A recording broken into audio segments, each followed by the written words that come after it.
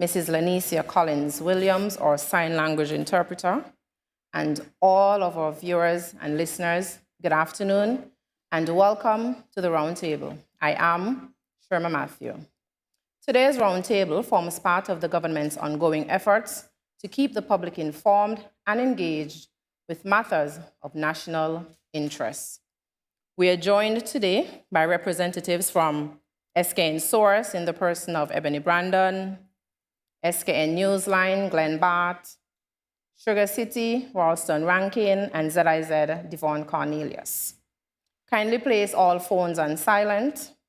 At this time, I will turn the floor over to Prime Minister for his opening statement. Following that, we will open the floor to questions from the media and comments or discussions. Thanks for being here. Thank you very much, Ms. Matthew. I want to welcome the media or representatives who are here with us today, and also to recognize our sign language personnel in the person of Mrs. Williams. Good afternoon to you, the people of St. Kitts and Nevis, our citizens and residents, and all those who are listening at this point in time to another edition of this Roundtable, which seeks to keep our people informed. Today, I will curtail my opening statement, but delve into two significant matters, one being the CBI and the other being matters to do with national security or citizen security as a more comprehensive name. With respect to the CBI, the Citizenship by Investment Unit has successfully transitioned from a government department to an independent statutory corporation as per Citizenship by Investment Act passed on June 28, 2024. This transition is a significant milestone in our ongoing efforts to modernize and strengthen our CBI program. The Board of Governors, chaired by Mr. Calvin St. Just, has been instrumental in steering the CIU through this transition. The board has conducted a comprehensive assessment of the unit's operations and has developed, and in the process of course, developing a strategy to guide its transformation. A nationwide recruitment campaign launched on August 14 received an overwhelming response, I think of over 800 applications for 29 key positions within the CIU. This response underscores the public's confidence in the direction we are taking and their eagerness to contribute to this pivotal institution. The interview process is ongoing and is expected to conclude by end of September. Enhancing the CBI program and the restructuring of the CIU is part of a broader strategy to enhance the integrity, transparency, and efficiency of our CBI program. We aim to ensure that St. Kitts and Nevis remains a leader in the global CBI market, offering a secure and attractive investment opportunities. Plans are also on the way to structure and transform the Citizenship by Investment Unit following its formalization as a statutory body. And these plans, of course, would ensure that our program continue to be a top program, as mentioned before. Now, on the matter of national security, just to update, we recently had our stakeholders engagement, which took place last Friday. Our new campaign, the 90 Days Campaign for Citizen Security, a whole society responsibility, will be launched very, very soon. I can say that I just left the task force. That is it's a diverse task force to seek to implement this new approach, of course, to our citizen security matters. They are now looking at the framework, and more details will come very, very soon. So I want to thank Minister Iselin Phillip and the team that is leading on this to ensure that once and for all we implement strategies and the answers to deal with the issue of violence and crime in our society so that we can really maintain a system that is sustainable and to ensure that this never, ever becomes dormant ever again. To that end, we are setting up a department to deal with citizen security, the first of its kind in our country, so that the issue can be dealt with from a broad perspective, from a public health perspective. I know very clearly that the term public health perspective for some seems almost like there is no direct connection. But I will invite our citizens to look at violence as a disease. Just like almost any other infectious disease, violence behaves just like that. And the body of scientific knowledge in the human endeavor that deals with violence, or deal with diseases rather, is public health. And it looks at the matter from all perspectives, and of course will bring recommendations for its resolution. I want to invite us to think about COVID. COVID as a virus, it infects those who become exposed. So if persons become exposed to violence, they too can become victims and or perpetrators, because violence can be transmitted to persons. And those who are prone to become infected by violence are those, of course, who are more vulnerable, possibly because of the home, the community, or because of issues within the society that render them susceptible. It's just like having somebody with a weak immune system who would easily catch COVID. Somebody who does not have strong psychological reserve, good family support, good societal support, that person is vulnerable. In other words, the immune system to resist violence is weak and can become infected, and therefore can become a perpetrator of violence. And therefore, we understand that it can behave similar to a disease, an infectious disease, and that is why the body of scientific knowledge that can deal with this is from a public health perspective. So that is why we approach it this way. Just to bring our public up to date, in 2002, the World Bank did a study on violence, and a number of recommendations were given. That is 2002. This is 22 years later. However, within the Caribbean, those recommendations were not really implemented across the region. And it was predicted that at some point, if the measures to deal with the issue of violence are not put in place, we will end up where we are today. And that is why the whole of the Caribbean is affected. I cannot say attempts were not made, but they needed to be, of course, more comprehensive in order to have the benefits that we will see once implemented. We see studies done in different pockets, and those studies are very promising. It will work, but it has to be an all-of-society approach. To that end, that is why I invited NGOs and different community groups and persons from across our federation, and all political parties were invited. That these parties include People's Action Movement, PAM, and PAM had their representatives in their leader and deputy leader. CCM had its leader, and who is also the leader of the opposition. NRP also sent a representative. The only party that did not have a representative there was PLP. And of course, they too were invited. In the spirit of making sure all hands are on deck, we encourage the PLP to participate in this national effort so that all of us can be at the table and contribute to dealing with the issue of crime and violence, which have been plaguing our nation for many, many decades. The last thing I will say on it is that I sanctioned a study to be done by the USAID in 2020-2023 on crime and gang dynamics in St. Kitts and Nevis. They have presented some of the findings already, and at the national consultation, they will present an in-depth analysis. And I can say that the data suggests that we have an issue. But the data also suggests that this issue can be dealt with. And so we cannot approach this superficially or in a political partisan way. This needs the whole of society, because the data suggests it's only the whole of society that can really resolve this matter.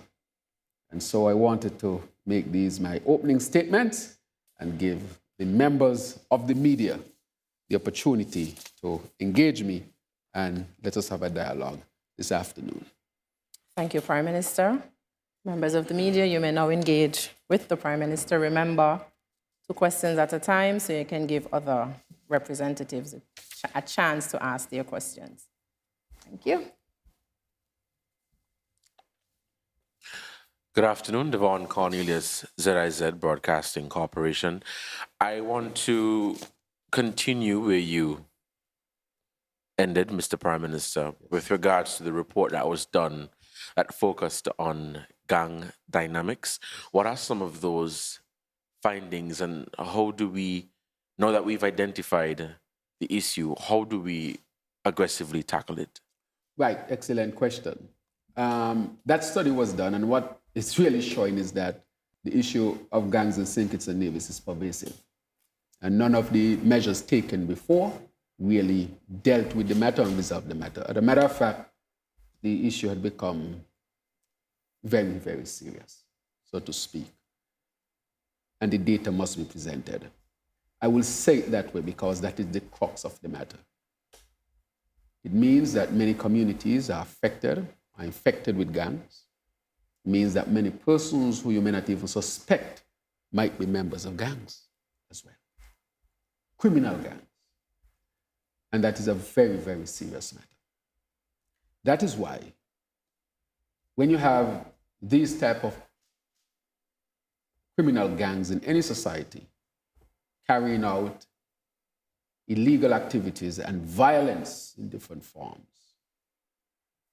connected to drug trade, and where there are drugs, there are guns. Where there are guns, we know what happened. That can proliferate in any society, what we are seeing. Not just here, but throughout the Caribbean. But you ask about the solution.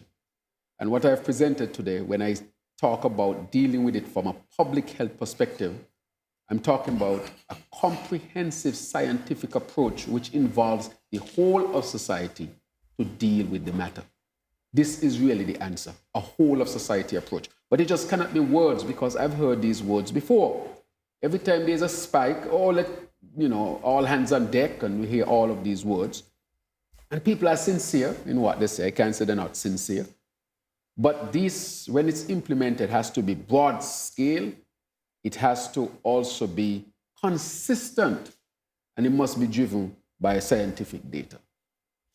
So therefore, I would say, Cornelius, this is the answer. A comprehensive, broad-based approach, looking at it from a public health perspective, bringing the whole of society together, including political parties, to take the political partisan aspect out of it, so that once and for all we can have the appropriate platform to deal with the scourge of violence. And let me say, violence, every violent act is not a criminal act.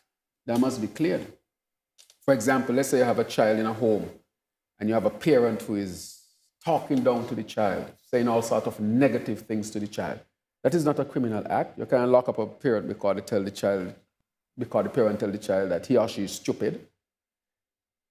But we know that those type of talks affect the brain of the child, the mind of the child, and damages the brain and damages the mind. And a damaged child is a dangerous adult. But that is a violent act that is not a criminal act. So there are two different things. And not all criminal acts are violent acts. White-collar crime.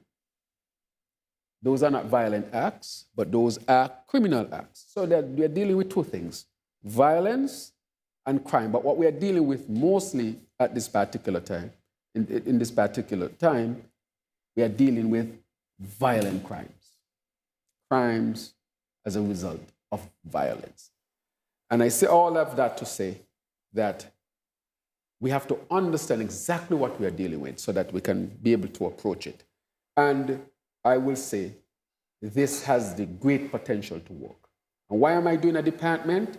And if needs to be a ministry, it is because this should always be part of government's activity.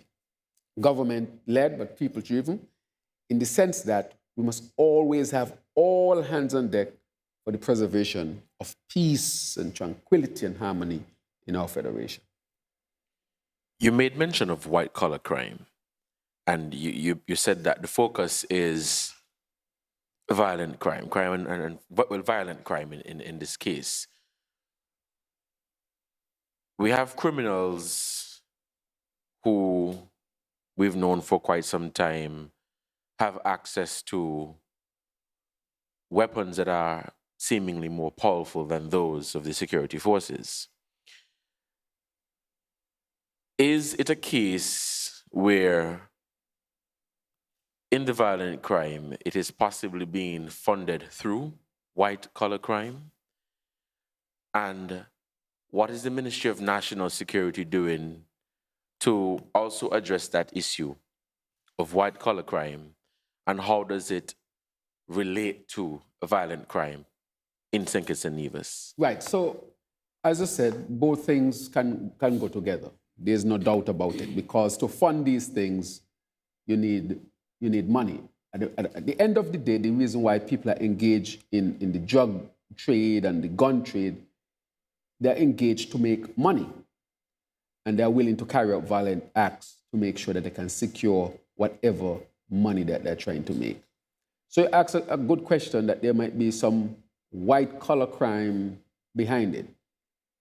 I'm not saying that because we are approaching this violence because that is the issue that we are allowing any other crime to drop behind.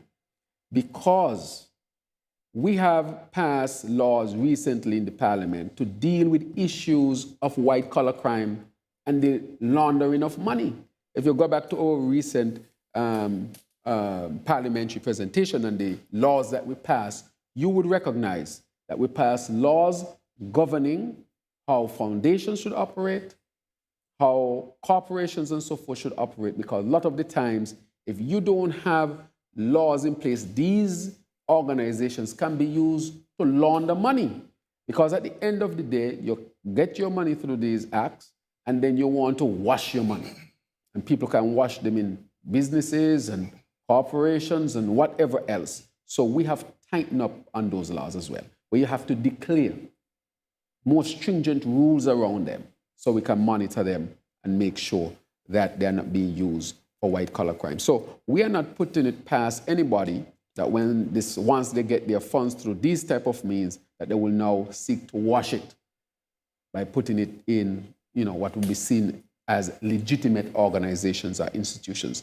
So one, we are strict, and we are getting stricter with the white-collar crime, and we have passed laws recently just to reinforce the point. So we are not allowing white-collar crime to drop behind while we are dealing with violent crime. That is why we say crime and violence, but what is mostly on people's mind at this time, and rightly so, is the violent crimes.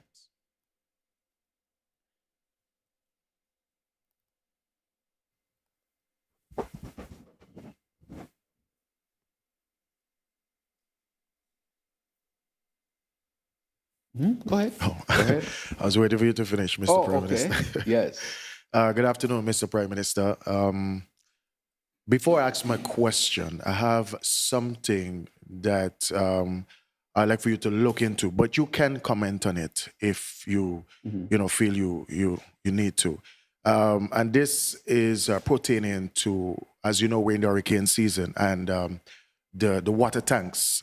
There's still like hundreds of persons tanks that haven't set up as yet. So I don't know if you're aware of that. If not, you can look into that. All right. But like I said, you can give a comment on it if you feel you need to. All right. But my questions.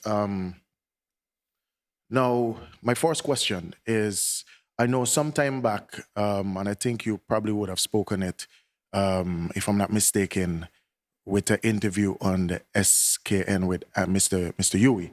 It has to do with the government announced I think it's $1,000, I think it was, on investment for kids through the bank, which will be monitored by the government until, if I'm not mistaken, the child reach 18. And also, I think that program more likely will be kicking off next month. Could you go into a little bit of details to that program whereby does the parents have to open an account for the child? Will this program be, directed just to one bank or two bank, or all the banks and the credit union will be a part of the program? My next question is pertaining to the LIFT program. The PAP program is no longer in effect. The LIFT program is the new program. But there's complaints of hundreds of persons trying to get on the LIFT program, even though they meet the requirement, and they're getting a hard time getting on the LIFT program. Those are my questions for now. All right, thank you. Thank you very much. Let me address the issue with the water tanks. What happened with the water tanks? The water tanks came because of climate change, and we predicted that there would be severe drought, and there was drought. The areas that were affected most just happened to be in my constituency, which was the St. Peter's area and the Cayon area. So the reason why we gave the water tank is for people to have a large storage receptacle, so that when the water truck comes around, or the fire truck, they would have a large storage receptacle so they can have water for a couple of days instead of the little buckets. One of the reasons why we couldn't connect it to the main system is that what would happen is that they would draw out the water out of the main system and make the situation worse, in the sense that the tank would always be empty. So people who might have water may not have water, like those at the lower end. If they sometimes have some water, so you only have to help those on the upper end. If everybody draws out the water, there would be no water in the tank, and therefore you would have no backup, no reserve. Maybe if the fire truck comes, there's no water in the hydrant, and the house or the building burns down. And so we had to make sure that we did not create a system where the water can be totally drawn out, because the water was so limited. But for people to have a large receptacle, and for those who are in the most affected areas. So that is why. So I just wanted to clear that as well. So once water becomes very abundant, and I hope it becomes abundant once again, then the connection can be made to take away, to have people fill the tank up from the central system. But if you have your tank and you have a system on your house, you can do it. But we know we can easily send around the water truck and give you water for a few days. So that is why it is like that. If we were to connect it and it takes away the water from the system, that will create a worst case scenario. Okay, just a follow-up. With the water tanks, how they set them up based upon the information I got from the persons who were setting them up, because I'm from St. Peter's. The tanks, it would fill the water tanks, and you would need pretty much electricity, because it comes with a pump.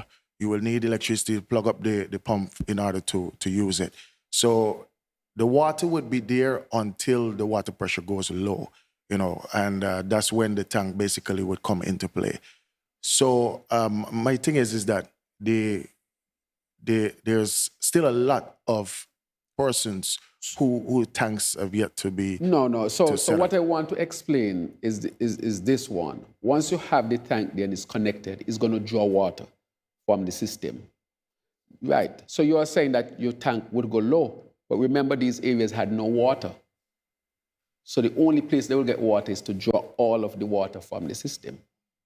So it's not like they have water and water go 1 or 2 days. Remember, these were people who had water go 2 and 3 days without water at all. So the only way they would have gotten water is from the system. So if you set it up to the system, it will just draw all the water out the system. And we can't afford for the system to go empty, because if you get a fire in the area and the system is empty, the water hydrant makes no sense. So we have to maintain some level of water in the system for emergency purposes, like a fire. So that is why, because remember, there's no water at all. So it's not like your tank go low. Remember, you had water, places in Cayon, we have resolved most of the problems now, where you had areas 2 and 3 weeks without water. Yeah, that is why. So, right, okay? So if we connect it, it would only have to pull from the system, and that is why. So probably would have to explain a little bit more of that to the people. So we can't leave the tank empty. because we must have enough in case there's a fire in the area. Now, the other matter you asked about was the LIFT program. The LIFT have, I think, reached up to 5,000 plus. In St. Kitts and Nevis, the population is about, I will say, 53,000. 10% of adults. And you have children making up, let's say, half of the population. So it will be 20% of the adult population in St. Kitts and Nevis on LIFT. Yes, 20%. Just think about it. So it means, therefore, that if a government is supplying support to 20% of households in a country that has a fairly high income, what does that tell you? Think about it, 20%. Reach up to 5,300 plus people at one point. So we know we are supporting very broad-based, and sometimes look at the number alone can be beyond. We have the highest minimum wage in the region, highest minimum wage. We have some of the lower taxes in the region, and yet 20% of our adult population can possibly be on a social assistance program. So I just gave those numbers to show that the government is helping significantly. And that is why LIFT is now looking at different ways. So you might only need to help somebody for a year, 6 months, because you can't be on an assistance program for your whole life, because it's not a pension program. That is why we introduced the GAE pension. So hundreds to thousands of people now will get a whole new pension. So they may not need to be on LIFT. For the first time in our country, we have extended pension benefits to the government auxiliary workers that they have been asking for decades. This is to deal with issues of real poverty alleviation, because this is part of your benefits. So it does not depend on any person looking at your special criteria. You just would have had to meet what considered to be reasonable criteria for work you put in. And so hundreds of thousands of people will be helped, are being helped through the pension program. The other thing we did is that we increased the minimum wage. It's only a Labour government that has really increased minimum wages here in St. Kitts and Nevis, because in the 7 years that the previous government was there, they did not increase the minimum wage. They spoke about a livable wage, but they never gave it. We increased minimum wage. Why? So that we don't want people on social assistance program. We prefer people be paid better. Because when you're paid better, you can go to a bank and have a better standing in the bank to get a loan. When you are paid better, you can have more independence. When you are paid better, your social security on retirement is higher. So if you really want to get to the bottom of dealing with poverty, pay people better and give people better benefits on their pension, which we have done. We really believe in empowering people. So with all of this, you have to look at what has this government done to deal with the issue of income of families. This government has increased minimum wage to the highest in the region almost now. This government has expanded pension benefits to workers. This government has subsidized electricity, water, food to keep down inflation, even though we know inflation is an international problem. So we are looking at it from a comprehensive perspective. And it is the philosophy of the labor movement to make workers as independent as possible. So the idea is not to have people on social assistance program, but to provide jobs and pay people best, and also to ensure what can you do with respect to their benefits at the end of the day. So this is going to help our people significantly, and it's helping our people. So we are looking at it from that perspective. If a government big mantra, or any political party big mantra is, I will give you more welfare, I mean, you're not thinking about empowering people. You're thinking about how to control people. But our party believes in fair wages. We believe in pensions. These things have been studied for years and have been shown to be the best ways of alleviating poverty and helping people to live an independent life. Remember, these things have been studied for hundreds of years, because even before you had these labor laws, a 40-work week, a fair wage, pensions, and so forth, workers used to have to depend on the benevolence of rich people and government. What if you don't have a benevolent government? What if the rich people don't like you today and they hate you tomorrow? What happened to you? So the labor movement said, no, we don't want just that. We want people to have jobs, pay them fairly, give them pensions, and those people would be independent. It will build self-esteem. They'll be motivated to work, and it gives them the best opportunity to build a successful life. So that is why we believe in increased wages, increased salary, pension benefits, and so forth. Those are the hallmark of any labor movement. That is why any country that does not have a labor movement, the workers are suffering, because there is no collective bargaining. There is not the idea of fair wages for work. And again, the issue has to be, no country can advance if the people are not working. That is what the labor movement is about. We are willing to work to build the country, but in return, can you give us the best wage that can be had and the benefits that can be had so that we can have an opportunity to live as well?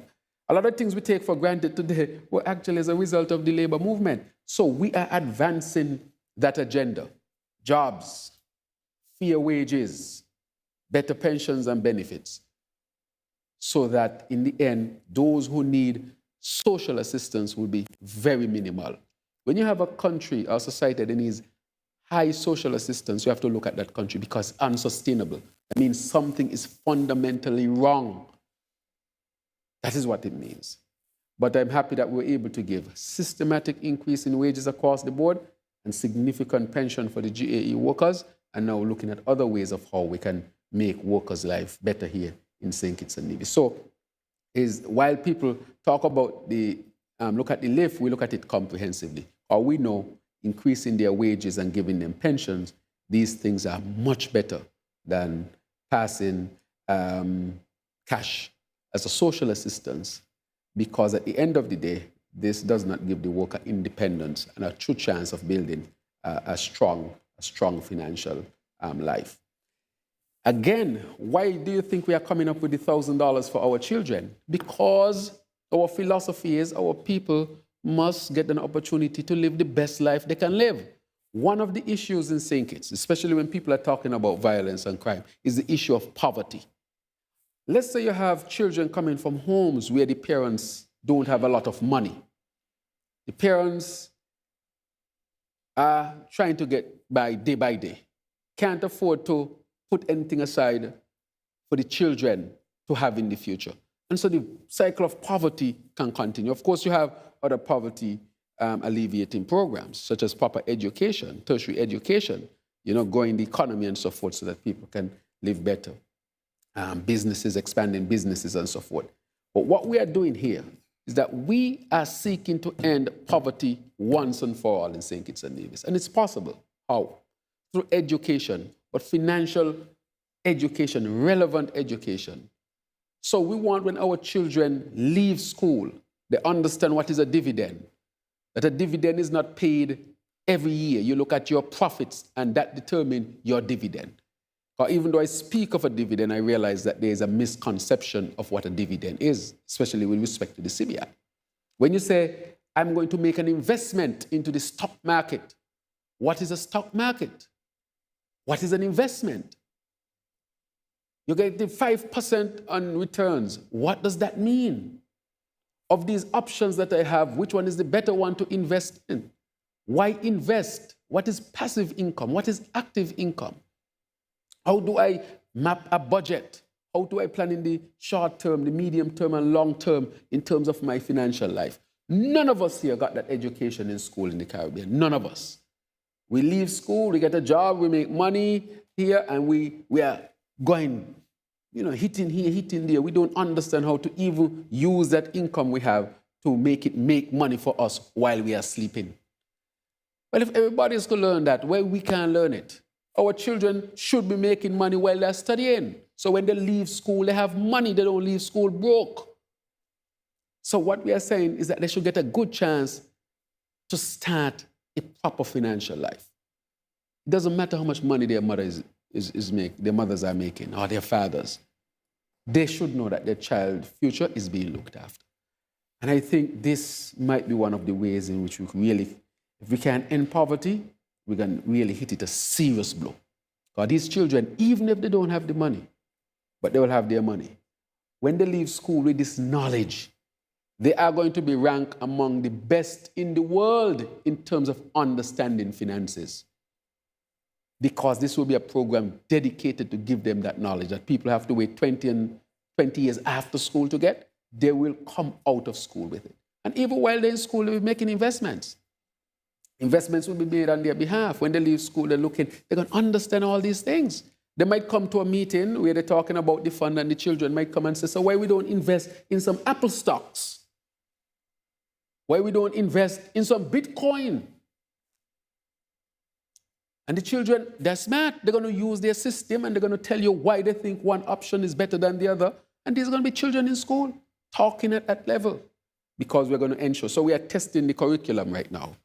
Some teachers are delivering it. We are seeing if they have any difficulties. So we're going to make it broad-based. All children will have this. And they will have the investments and so forth. And so we are heading towards that. The National Bank is the main institution, but there are other institutions that will participate as well. The children can't take the money out unless they're 18. Of course, they have to do it in tandem with their parents. We are looking for ways to save the parents. Let's say you have parents who want to add in some, how we can do that. We are looking at that possibility. Right. So the system is going to set up with the government and the parent, because the parent has to be involved with the child. However, we will have a structure run by the government, maybe in a statutory body, that manages all of the account. All right? So they can't take the money out at all. And then we want that the child will have money on leaving school. So it will take, maybe another 5, 10, 15 years, but we're definitely going to see the benefits. And it's going to be a long-term benefit that the children will have. And then their investments will be down to their whole financial future. All right? Yes. Mr. Prime Minister, Glenn Bart from SKN Newsline. Now, quick thing. The founder of Telegram was arrested yesterday. Can you say whether or not he is a citizen of St. Kitts and Nevis? And if he is the situation being monitored to see what actions need to be taken if necessary? That's one thing. My other question is relates to the press conference that was hosted by the Minister of Foreign Affairs, Dr. Denzel Douglas, and he mentioned that on his recent mission to India, that he had signed some memorandum of understanding with regards to textile companies. And we are all for getting additional employment opportunities here. But one of the things that crossed my mind is the idea of signing the memorandum of understanding. Can ministers of government do that on their own, or is it a situation where they get authority from the cabinet prior to leaving the country, or having a draft proposal on hand to review before leaving the country to engage in discussions? Can you tell me what was the situation with regards to Dr. Douglas and the memorandum of understanding? Okay. Yeah, thank you very much. Good. So with respect to the CEO for Telegram, I've asked the AG who just returned on Monday, he's put in a dossier for me to take a look at. So I don't want to comment on it yet. And I would say he would have that for me very, very, very soon. But preliminary information, of course, is suggesting that, he might very well be a citizen of St. Kitts and Nevis through our program. So we are looking at that, okay? Right. Now, the other one with the memorandum of understanding is a non-binding type of document. It doesn't bind the government, doesn't bind the ministry, it's just a memorandum of understanding. And sometimes he also is the Minister of Investments. And so if there's an opportunity where it does not commit the government, but an understanding meaning, look, I'm going to take this back, we're going to have discussions and see what we can do. That is in order. And that happens almost through ministries. Say, okay, there's a memorandum of understanding, there's nothing binding here, and let's see where this would go. So you open up the opportunity and the avenue for meaningful discussions and see where they end up. So it's non-binding and it does not commit the government to anything whatsoever. So that is clear on that. All right? Good. So there's nothing there that put the government at risk at this particular time. Yes. Then SKN Source. The first question I would like to ask has to do with the matter of crime. Mm-hmm. And you spoke about crime not always being violent and violence not always being necessarily criminal. But as it relates to something specifically you mentioned, children, and the fact that damaged children become dangerous adults. Funnily enough, we had that conversation on a radio program this morning. Yes. I asked the following question because you are approaching crime from a public health perspective. What are you going to do as preventative measures? Because it would appear, at least on the surface, that the approach is to attack the disease, which is the crime. But how are we going to prevent disease from occurring, beginning with children, beginning perhaps with, I don't know if necessarily you always need to legislate everything, but implementing social structures and support systems, perhaps parenting support classes, counseling for parents who might feel overwhelmed so that some of the risk factors associated with developing these criminal minds does not form early? Yeah, that's a very good question. And I think the society is discussing it, and the society understands, even from its own experience, what might be some of the factors that lead to people committing crime. So this is a very, very relevant question. We are doing a number of things, and I've been speaking about this since maybe 2022, when I came in, maybe the latter part of 2022, how we're going to deal with it comprehensively. For example, we have recently approved in cabinet the national drug policy, which took some time to develop. It's a robust policy because part of the issue is if you have demand for drugs, drugs will come. Somebody will find a way to do it. And with drugs come guns and so forth. If you can deal with it from that perspective, these persons who might be vulnerable, especially children, through that policy can help to prevent drug addiction. And that's helping it. One, because it does not propel the trade. And secondly, we know that people who use drugs are prone to be victims of violence and also can be perpetrators of violence as well. So that's one, comprehensive. We're actually going to build a building that deals with drug use prevention and also deals with issues of mental health. Significant investment. The second one is that we have just trained 20 plus new family counselors. 20 plus, the highest number ever by far in St. Kitts and Nevis.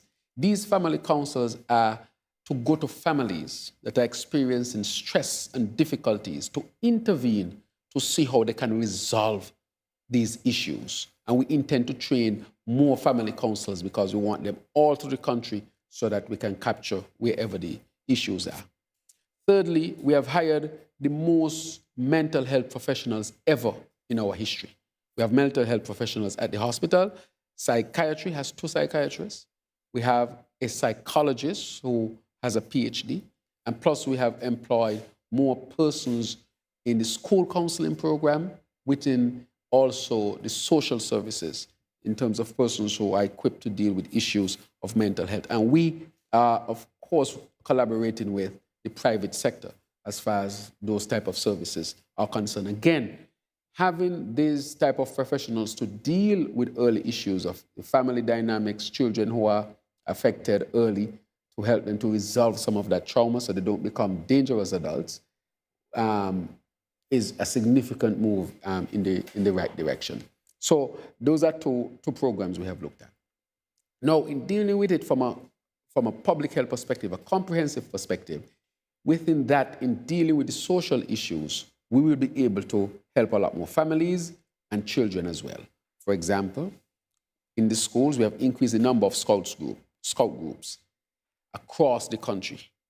We intend at some point to make it almost mandatory for each child to be in a structured program.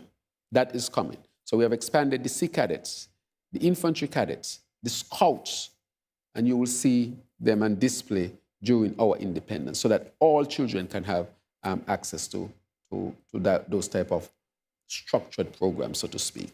So we are dealing with it from all levels. Now, again, the reason when it comes to the issue of poverty, of families not having enough resources, a lot of the times children need medical care and attention. The family can't afford it. Stress for the family, stress for the child. So we have introduced the Children's Medical Services Program. That Children Health Program, rather, has helped many children, especially some of them who would have died and caused severe stress for families. The other matter that we are looking at are those who are the victims of violent crimes. How can we intervene through the family counselors to help to ease the psychological burden of the loss because somebody lost their life, and loss because someone is in jail because they perpetrated the crime.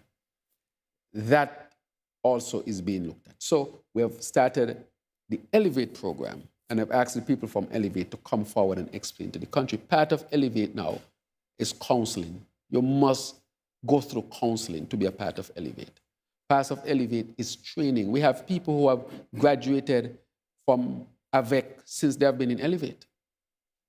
And we have more who will go through certified programs, such as the solar panel programs, such as agricultural programs to be part of the 25 by 25.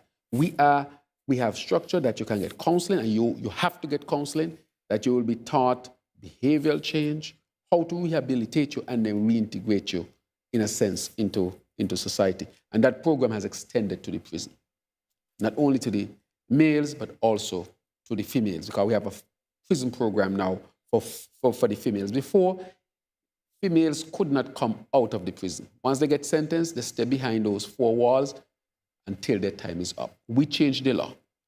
So now they can come out. And we don't let them come out in that type of prison uniform. You would not even recognize them, but they're part of a program to reintegrate them when they leave prison, because most of them are mothers. And if you're going to take a mother out of prison and just put her back with a child without having an intervention, that can make the situation worse. Again, we are protecting the children by going after the mothers. And then a program to develop for children whose parents might be in prison, because they too might be going through their own trauma and so forth. So it is a comprehensive approach, and I mentioned all of that to say that those things are actually being done.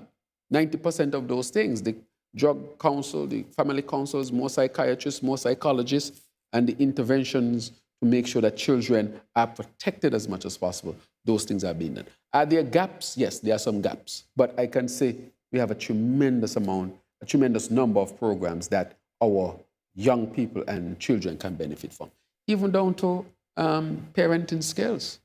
That needs to be a fundamental part of it, because most of the issues, they come from many different areas, but the household, the home is where most of the issues are. And if you don't resolve it there, you will always end up with damaged children that can become dangerous adults. For example, in Jamaica, they did the pilot study, and when those mothers who got parental training intervention, teachings, they had a 67% lower chance of having a child that ended up in violent gangs and so forth. That's a significant decrease. And that is because you intervene with the parents who became better parents, and of course they would raise better children. So that is the type of approach that we are going to do. And that is why we want to create a department. That you deal with it for 6 months to a year, the crime go down or the violence go down, and then all of a sudden everybody forget about it and move on to the next. No, this has to be a fundamental part of our governance structure. And that is why we want to make this department. If in the future somebody wants to change it, it's up to them. But hopefully they will keep the essence of the program. But we are making sure that we have a department in government that deals specifically with this. Right now, we have a task force that will become a secretariat, that will become a department, and if needs be, can become a ministry. The question now is still on that same issue. You mentioned in your opening remarks that of all the invited political parties, the leader of the minority, PLP opposition, did not attend Dr. Timothy Harris or any representative of his organization.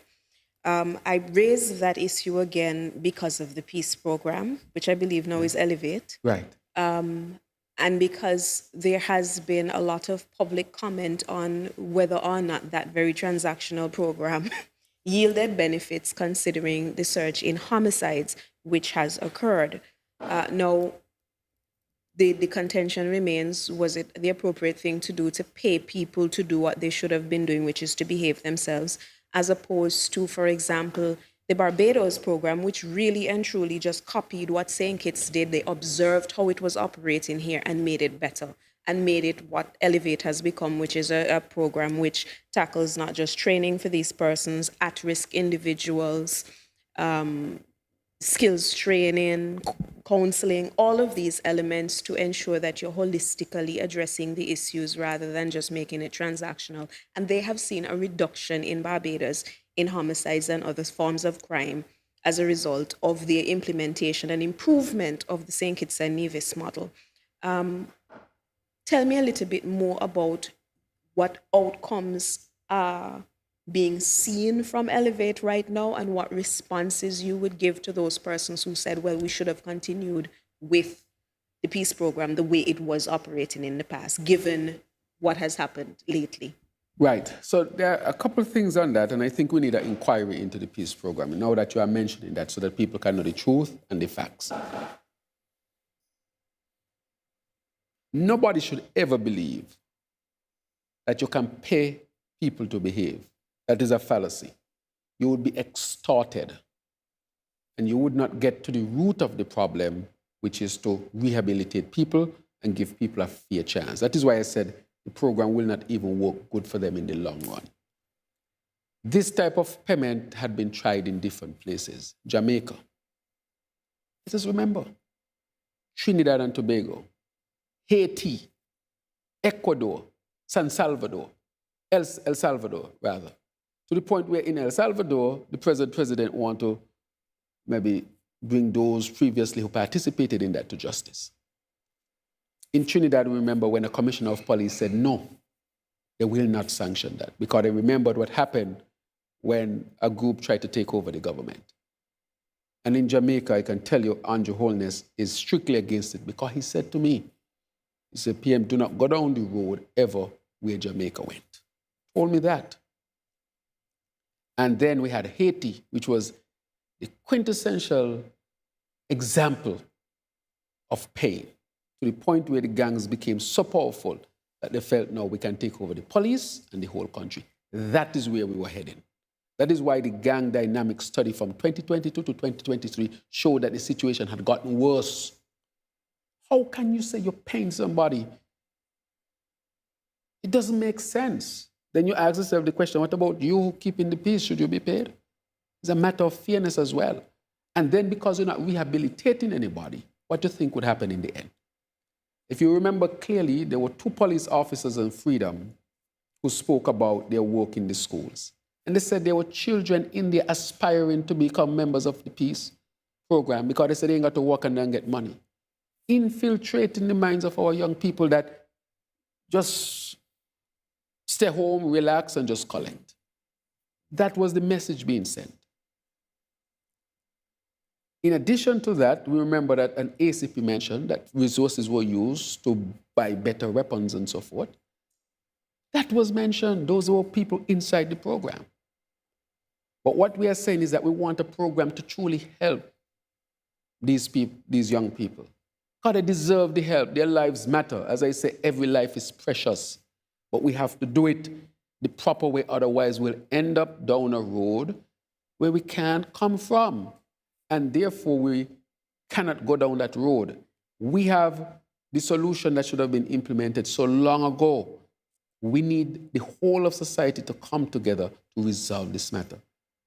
You cannot pay money out of this. That will only make it worse. And I ask our people, please look at the prime examples. They initially might see some short-lived period of what they will say decrease, but it gets worse over time because there is no rehabilitation, and now people have resources to continue the life that they want to continue because nobody took the time to rehabilitate them.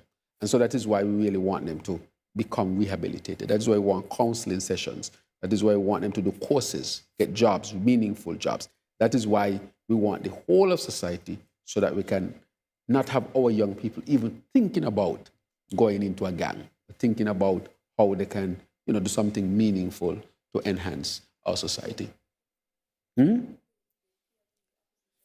Right, good. So that is on it. Let me just say one other thing, where is that program was also set up in a way which embezzled the money from the government. The government, the development bank was on the verge of crashing, $333 million in debt. They took a lot of that money from Social Security, which we had to make sure is stabilized.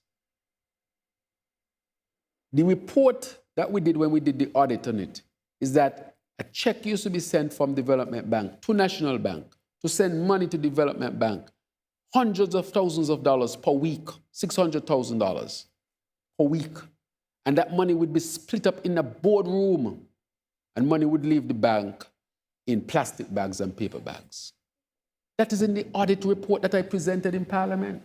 That's how bad this thing was. This is a criminal enterprise that was set up by the government. And God knows where that money went. These are the things that happened in there. Part of the reason why we saw a drop is that most of the years were COVID years. If you lock down the country for extended period of time, what do you think would happen? Just lock it down. Nobody on the road, nobody can go out. Any violent crimes on the road would drop significantly. And that is why I said in 2022, after I got the report from RSS, there was an expected increase in violence across the region because now you're post-COVID, people were back out, and people get back to what they were getting back to. But these are the things that happen here, that we can't go down that road. Otherwise, we can end up like Haiti, where the gangs proliferate so much that they can take over and threaten our country. We can end up where Trinidad ended up. We can end up where Ecuador ended up, where El Salvador ended up. We can't do that, and we should not do that as a country. Let us band together as one people to resolve this matter. We can do it, and we should do it for all of our people. Now, with respect to the PLP, of course, was invited. They received their invitation as all the other political parties in St. Kitts and Nevis. All the other political parties show up except the PLP. And I have my theory behind it. There are some people who think that an increase in crime for a certain period of time can advance their political cause. If you believe that this is an issue that the country should deal with, you have an opportunity to come together and remove the political partisan aspect to it so that we can resolve it. And you are the only one who don't show up and out there complaining. It's like we said, boy, out here we have some issues in the back of the yard here. Let's all come together to resolve it. Everybody will show up except you. And you're out there complaining about body yard need cleaning and so forth. But where were you when everybody said, let's come together to resolve the matter?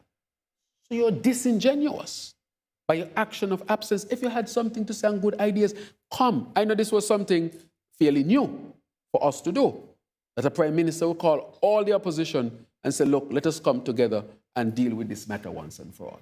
It's not something you see every day. You must agree. Not even the Republicans and Democrats in the US come together and decide they will do it. But here in St. Kitts and Nevis, I call because this is a national issue, and this issue can only be resolved by the country coming together. Anybody else say anything otherwise, they are fooling the people. All they would put in is a plaster over the sore here and there. And they hid from the people for a long time, and Bart, you must remember, when we used to ask if this program exists, they used to say to you that it does not exist. The former Prime Minister himself said in Parliament that the program does not exist. All the time, the money was being embezzled to the tunes of millions upon millions upon millions of dollars that now have Development Bank in trouble. Social Security now has resolved its matter. So the troubles of the government were hidden in these areas because normally in a budget, nobody would highlight them. So you would say, okay, the central government has money. How can you have money when your development bank is in debt $333 million? How can you have money when your Social Security needs help? But of course, Social Security is stable once again. And I want to thank all those who work hard with this government to make it that way. Social Development Bank borrowed over $100 million from Social Security and couldn't pay it back. 8 to 10% of the total holdings of Social Security. If Development Bank fails, that would have troubled Social Security significantly and affect the lives of everybody in St. Kitts and Nevis because the money was embezzled for the so-called peace program. So how could that be the solution? Putting a whole bank at risk and putting people's pension at risk. That would have caused a total social upheaval, which would have made all the matters worse. Because now the innocent who were standing by, which is the vast majority of people, would have had to now suffer, along with those who are on the program, because they would have suffered too. These are the facts. And the facts are there. And I tabled in Parliament the audit of the Development Bank, where the facts can be seen by an independent audit organization from Canada. Just to clarify on certain things that you have just said, Prime Minister. Now, you mentioned words, you use words like embezzled and so on. Where is this leading to? Because you're essentially talking about criminal acts, and criminal acts require legal solutions and by the court involved. So at what point will we see the government take action? Because as it is right now, they're all allegations. You may say, well, we have the evidence, but until a court rules on it, that's the situation that we are dealing with. Right, so let me just say that there's a court case surrounding this matter. The court case is going to be very likely called up in September assizes.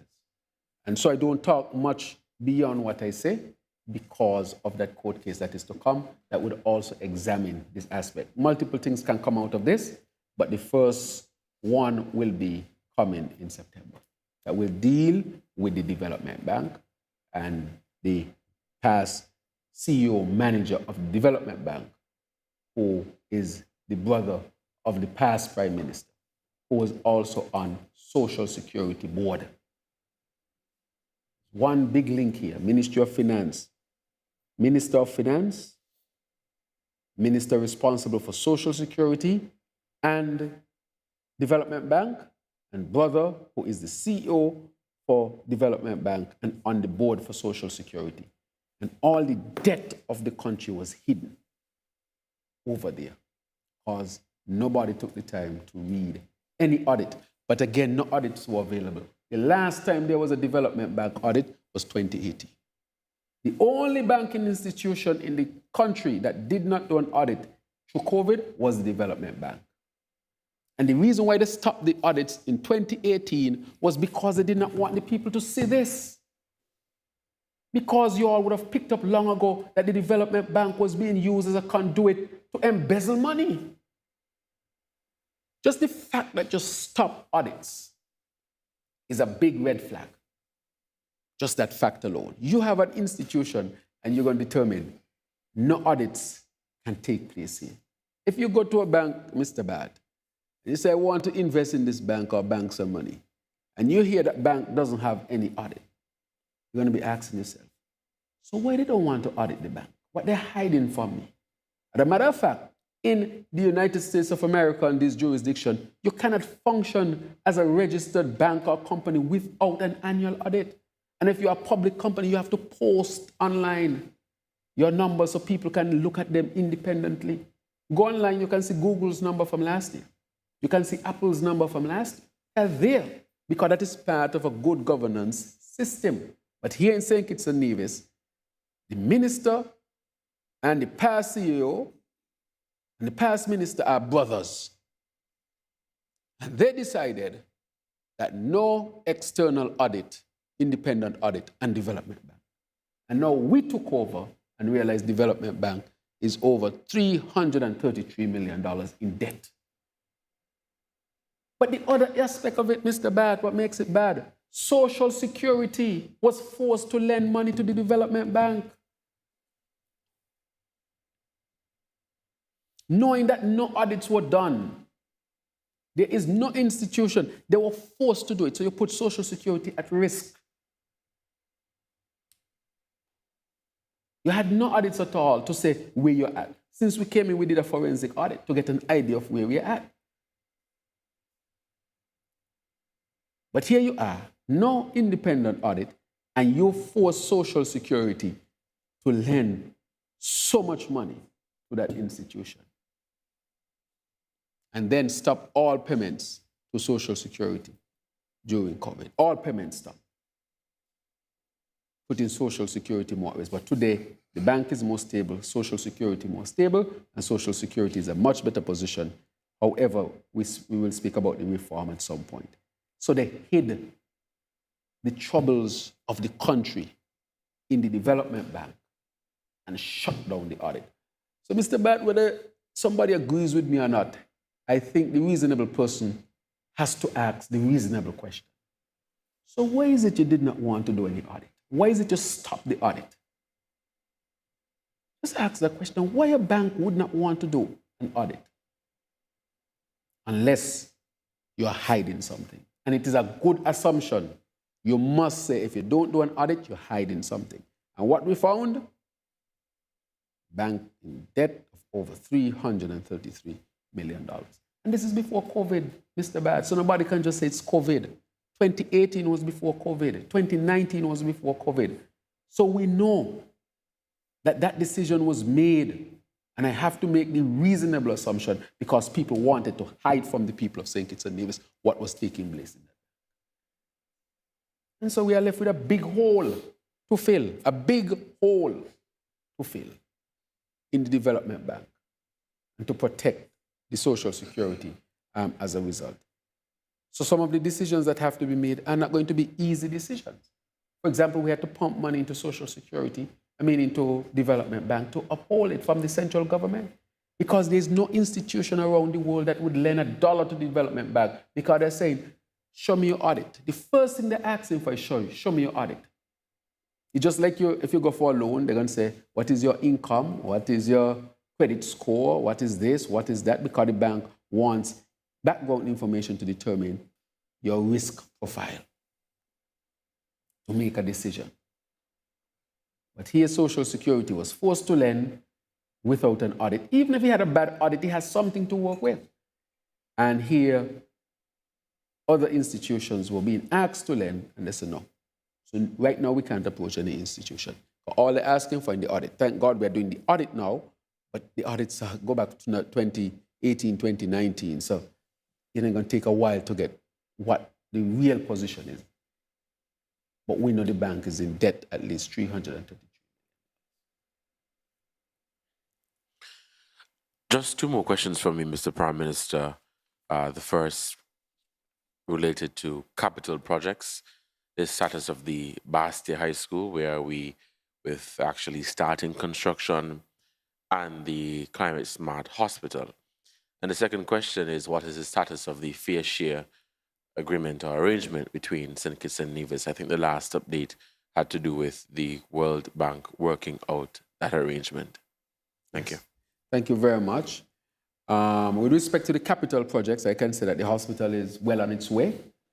They are doing the soil testing, all the preliminary work. They're drawing the plan presently, completing that. Because again, to get such a large project off, for those who are in project management knows that it takes some time. But we are really at the, work is going on. It's just that shoveling ground you will see very soon in the next few months. And that would be a project that would take about 2.5 to 3 years and would employ hundreds of people. Right? So that project is well on its way. When it comes to the Bastia High School, it's very advanced as well, I can say. Very, very advanced.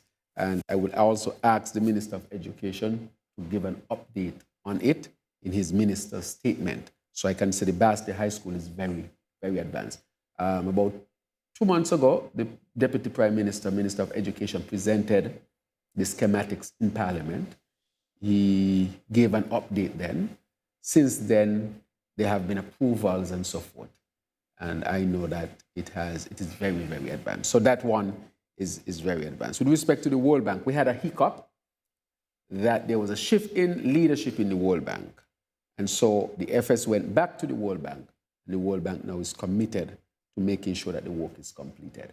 So that work is still ongoing. I really want that because this will be an assessment from a reputable organization that will inform us exactly as to what we need to do. So when it comes to capital project, I will say, let me go through them for you, if you don't mind. Smart homes, on their way. Right? On the way. The hospital, on the way as well. The school, on the way as well.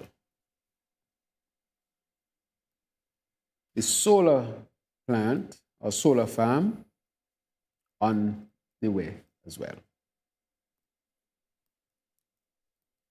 There are some others I will mention, not yet, but they are definitely coming on the way. We have about 2 other major investments. One will be an agriculture major investment that will also come. We have an investment for the airport, that is advancing significantly as well. I'm saying that when, in the next few months, I'm almost certain that we'll run out of construction workers here. I'm almost certain. I didn't speak about them, as you know me by now. I don't talk about projects unless they're at the point of non-reversible. And just looking at this, the hospital that will need a couple hundred workers, the solar farm that will need a couple hundred workers, looking at the farming project, the hospital project, the school project, the housing project. You know, right now we have hundreds of houses that are approved. And if you take 4 workers per house, just multiply that. Easily you're talking a few hundred just for the housing. And that will go on for about a number of years as well. So why did these projects? Because if you look, these are major projects. And because we met no project on the way, none, we had to build all of these projects basically from scratch. The school, which we know, not $21 million spent and not even a brick laid. That again is a big scandal. Nothing. The solar project, you know, we had to totally revamp it because it was going nowhere. And we had to almost start from scratch for that. There was no agricultural project, there was no hotel project, there was no hospital project, there was no housing project, there was nothing there. We had to put all of this together in 2 years so that we would create significant number of jobs for our people here in St. Kitts and Nevis, in the construction field, the technical field, and also, as I said, we have a number of other major investment projects that we will announce when the ink is dried and they cannot be reversed. Prime Minister, 2 matters. At least 2 persons within Parliament are named in the MSR RICO lawsuit. Now, they would have declared to the Integrity Commission a certain level of financial information. And the question is then, with these persons having to hire high-paid lawyers to defend their interests, will they be taking these funds out of the declared accounts to the Integrity Commission, or do they have to now refile information to the Integrity Commission to ensure that they are covered in the laws of St. Kitts and Nevis? Because if they don't, and they're actually expending funds, then there's a problem with regards to the integrity in public life situation. Right. With respect to the integrity in public life and the commission, that commission is totally independent. I cannot influence them. It would be interference because, I'm subjected to it as well. But there's a legal framework, and I'm sure that they are, conducting the activities within that legal framework. The commission, you have to file periodically. Or let's say I filed this month and that was what was in my account. And over the year I did something and I used money. When I file again, I have to file and say, well, this is what my account is. So it's not filing once and get away. You have to file periodically. Now, if the Integrity Commission at any point suspects anything, the Integrity Commission can write to you and ask you for additional information. So that is all within the scope of work of the Integrity Commission. Do you think at the moment that the Integrity Commission has enough financial resources to do its work properly? Because I think there's only one individual who actually will be perusing all of these documents, and it's quite a lot. So in terms of staffing requirements, will also require additional sources of funds from the government. Are you prepared then to invest further in the proper capitalization of the Integrity Commission? Right, so the Integrity Commission, it has its own budget. Remember, under the previous administration, they refused to give the Integrity Commission the budget that it needed. And a matter of fact, the law was not even properly implemented to its completion so that they could carry out the work. Remember, it was just window dressing, so to speak. Remember that clearly. The first chair, I think, he said he had to use his own personal credit card to even get some basic stuff for office. If I remember clearly, it was maybe lawyer Damian Kelsey, was it him? And we actually came in, make sure that the law had teeth. People had to file for the first time in history. And not only that, we gave the commission a budget. So I think if there's ever more work to be done, I think the commission would approach and ask for that. But the commission is independent. It does its own work. There's not going to be any interference from my perspective. I don't know if there's a connection with MSI and the Integrity Commission. But whatever there is that the commission deems fit to go after, I think the commission.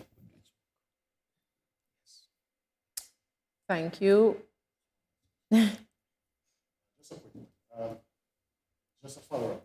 St. Peter's bus shed situation where there's no bathroom facility or shed. Just a quick follow-up on that. Yes. So basically, we are seeking to get the land that is there. We have been in touch with the owner for the land, whether we're going to lease or buy it. So we're just waiting to complete that legal process.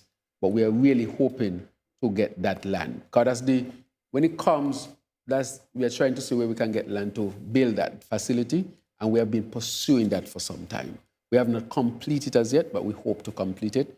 Because I would have liked to see the facility for Christmas, for example, when there's increased use during that busy period.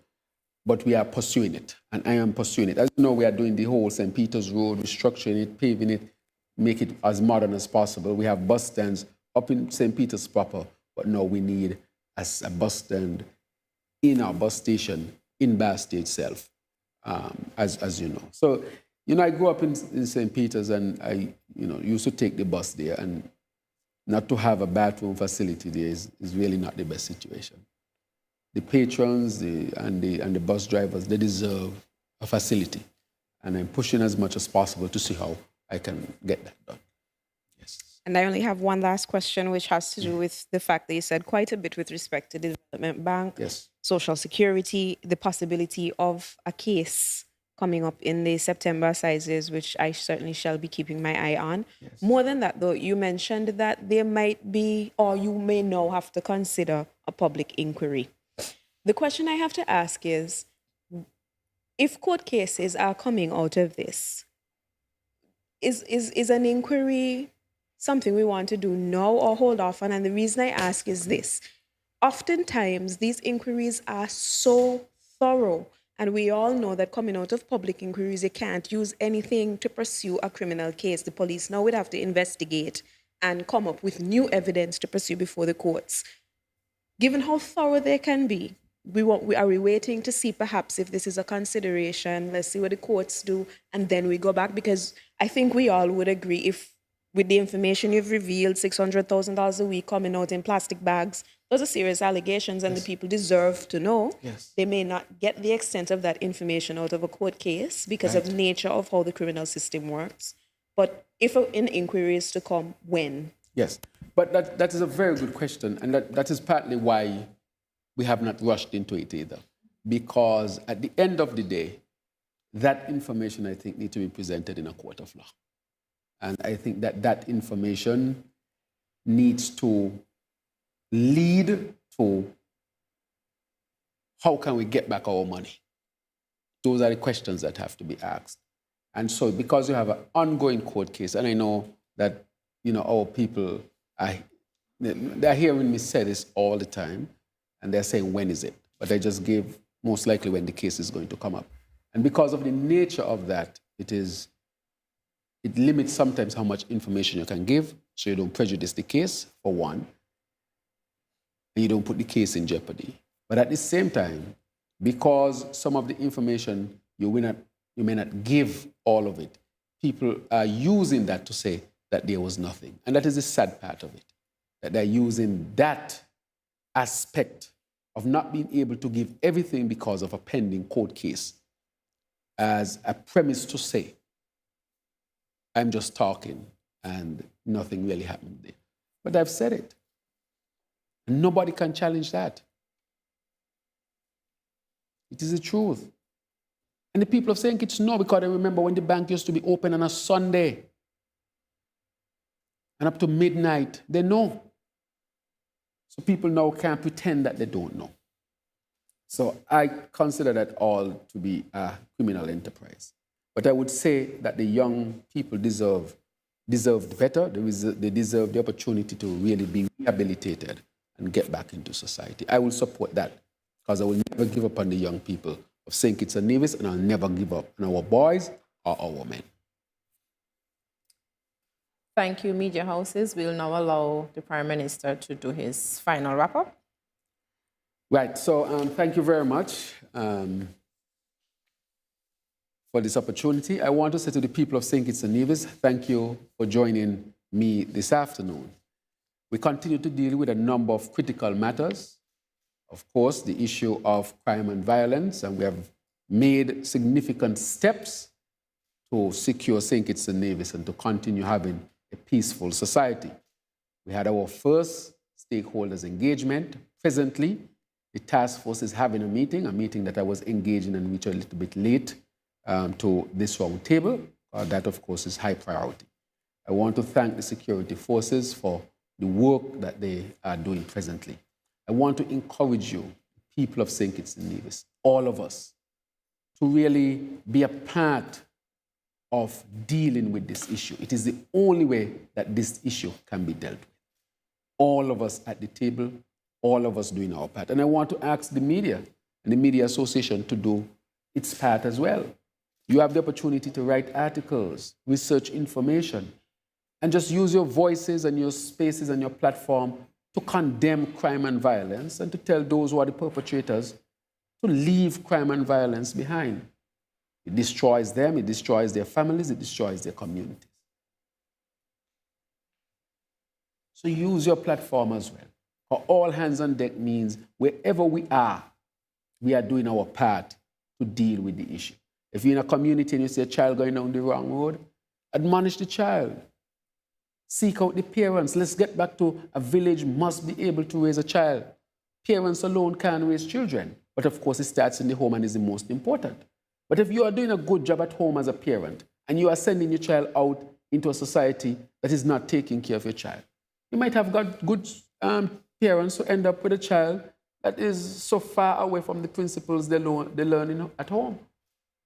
So that is why all of us have to band together. None can be excluded. And I will continue to call on society so that all of us can sit at the table and come up with meaningful solutions to deal with this scourge. It is government-led, but society-driven. It is the only way to deal with this issue, and I don't care which society anyone lives in. Also want to say that on the matter of the CBI, I wanted to bring the issue of the CBI here today. We had done a significant amount of work to save the CBI. Of course, it affected us, but we think we are now in a better position to get back to where we should be. I also want to stress the idea that the government, true financial situation was hidden in the debt of the development bank. And that is why they shut down any audits so that it can be hidden, but it's all exposed. This administration would have to make challenging and tough decisions to protect all of our people and our institutions. And I will make those tough decisions. I promised it before the elections, and I promise it even today. But this government has also been responsive to our people. The highest minimum wage, pension plan for our GAE workers, investing and subsidizing electricity, water, food, and other things, gas as well, so that we can deal with this scourge of inflation. Investing heavily in water, $50 million desal plant. We find a government without water, sufficient water, and without electricity. We had to buy new generators, and we have invested $50 million in new generators. We have invested monies in water. Basic things were left undone. Yet we heard of surplus after surplus. Surplus after surplus, but no water.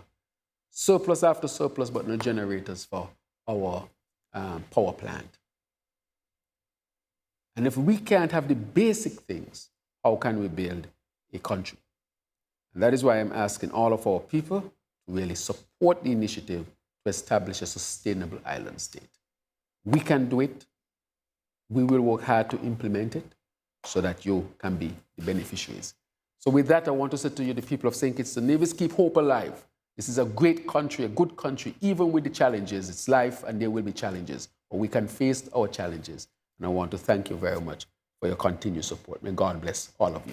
And thank you all for coming today. Thank you, Prime Minister, for making yourself available to engage with the press and keep the citizens informed.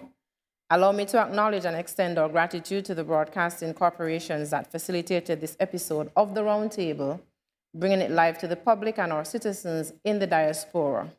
We appreciate the support of ZIZ Broadcasting Corporation, Freedom FM, Vaughan Radio, Win FM, Sugar City FM, CBN Network, SKN Newsline, TVC Channel 40, and Tel TV in St. Martin. Your assistance has been invaluable in ensuring that the government of St. Kitts and Nevis can effectively keep all citizens informed. To the media present here today, a special thank you. To all listeners and viewers, thank you for tuning in. This has been the Roundtable with the Honorable Dr. Terrance Drew, Prime Minister of St. Kitts and Nevis. Thank you.